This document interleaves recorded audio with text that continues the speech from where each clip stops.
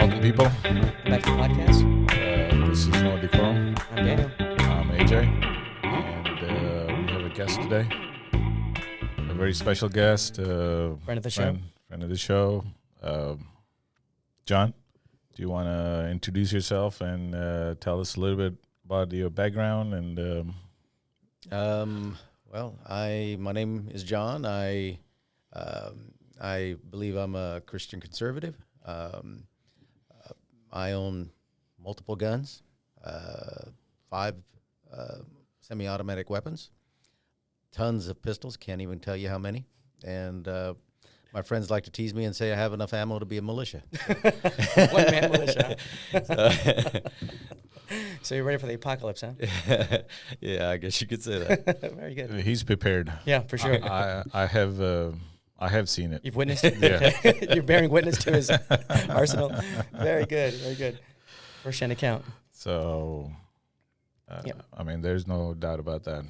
Very good, very good. But he's And if I didn't mention, I am a Christian conservative. Yes, yes, I'm absolutely. not sure if I mentioned that. Should be the focus of this podcast. yeah. So we're gonna focus a little bit on religion and how religion has mixed into, today's politics, and how the law makers and politicians use religion Yeah.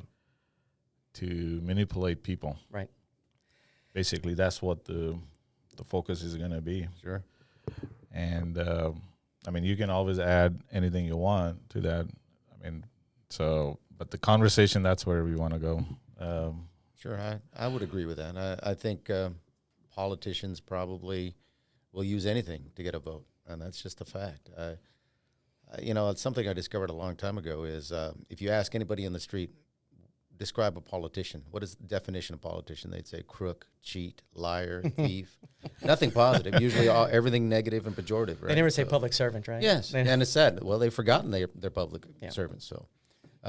So why would I want to believe anything they say? I mean, that's just me. Yeah. I'm very pessimistic when it comes to politicians. So anytime they say something, I look it up. I don't trust them. It's just me. Smart move. Yeah, I think there's a lot of cynicism out there because of that.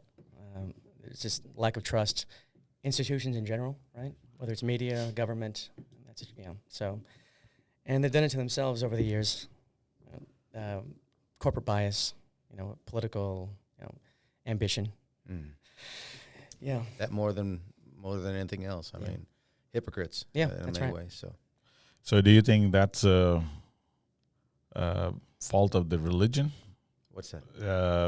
That the religious leaders have let that happen, or the religious leaders have mixed into the politics and politicians? I honestly don't know. I think the politicians hit on a topic that is very near and dear to the religious right.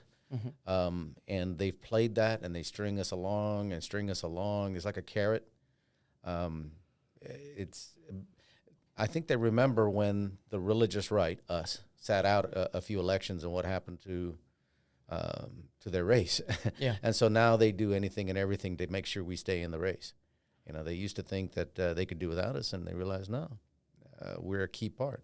But no, I really believe, because I have so many dear friends that are Christian conservatives like myself, and I really believe they mean well, and I guess you kind of have to understand our faith to understand where we're coming from. I believe, and I think many of them believe, the Lord gives each one of us a passion for something. And he doesn't give it to everybody the same passion. He gives it to a group of people a certain type of passion. Mine happens to be for the poor and for children. I love them. I understand that's my place in this world. Some of them believe it is for children and orphans. I have friends that just foster constantly. I'm so proud of them. I'm honored to be around them. They're just wonderful people. But when we get into the topic of politics, it's kind of like trying to explain to someone who believes the earth is flat, that the world is round. No matter what you say, they've been in a mindset for so long they can't view it, no matter who it comes from, and no matter how many facts. And I literally tried. There was one time, and they laugh about this, because there was one time I tried to make a buddy of mine understand the world is round. And he is the minority. Trust me, he's not the Christian right. He's the minority. And I tried so hard, and every fact I threw at him, and all the guys are snickering behind me. You know, they were laughing. but all the facts I threw at him, he had an answer for it. Nonsensical, Sure. but an answer. And, you know, in his mind, that's all it took. And he's happy with, you know, and I showed him scientifically. I showed him, you know, I showed him in every way I possibly could. I tried to do little models, you know, try to prove what he's saying just can't be true. You know, the whole world has to be in on this scam for this to be true. And how do you get that? That you can't get, you know, other countries to even believe in, Sure. in one little thing. How are you going to get them to believe that? So, I mean, so is that does that thinking comes from following religion, or is it because I think we all have that. I don't care if you're religious or not. Okay. Once you anything that opposes your worldview, we have a hard time accepting it. I believe it's called cognitive dissidence. That's a scientific term for it. The inability for us to accept anything that is outside of our worldview. It's very difficult to break through that. I've always been kind of a rebel. There's a good way to say it. That's probably why I tend to not trust any side, and I make you prove it. That's all there is to it, and that's why I easily follow the Lord, because I actually started reading the Bible to dispute it and to prove that it was wrong, and it ripped me apart and put me back together in a way I can't explain, and I can't see the world any other way. It doesn't make sense otherwise, and I tend to be a scientific person, believe it or not. That was my strength in school. Science, and to believe anything else just doesn't make any sense to me, you know. So again, they proved it to me. The Word proved it to me, and I combine it very easily with science to make it make sense. I have no doubt. So do you follow science first, or you follow religion first? Well, I guess the best way to say it is my faith is the blueprint. And I fill in the blanks with what I see around me, with science and everything else. Just a simple example, Big Bang Theory, okay? Science loves to run on that. That's fine. I run on it too, except the science says that at first there was nothing, and there was enough time that nothing exploded and became everything in perfect order. Science also says it's impossible to create order out of chaos. These are solid facts in science. So how do you explain nothing exploding into something, and that something being perfectly ordered? I mean, think about the perfection of this world, how everything is interconnected so perfectly. I believe that there was nothing except God, and He spoke and created everything. Boom.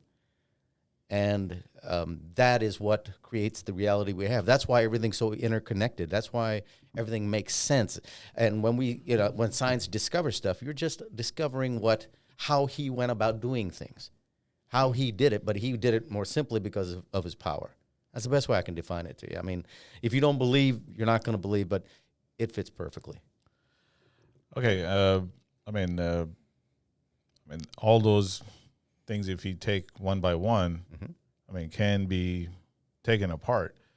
But how do we, get people to think, there's only one side that has facts? Is it? And the other side is sort of believing things on fate. So let me dissect that for a second. Yeah. We have facts until other facts come and prove that those facts we were wrong. This happens in science all the time. What we thought was, this is a law. Oh, well, maybe we weren't quite right about the law. The theory of relativity is now mostly disputed. It's the basis for a lot of things, space travel, a lot of things. Satellites. I'm sorry? Satellites. Yeah. But that revolve around an Earth around Earth. Sure. So I just- Let's not get carried away. We'll hit on that later.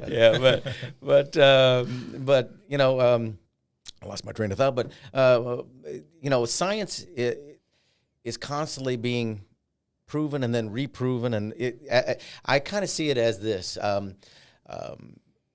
creator. Oh no, I better example. An artist creates this beautiful painting, but then it's torn. That painting's torn into little bitty pieces. Someone walks around, picks up a piece. Oh, you know what? I bet this, you know, just from that little piece, I bet that's an aardvark. Another word comes along. Oh no, that's got a tail like a dog. Oh no. Yeah, and until you put the pieces all together, you don't know.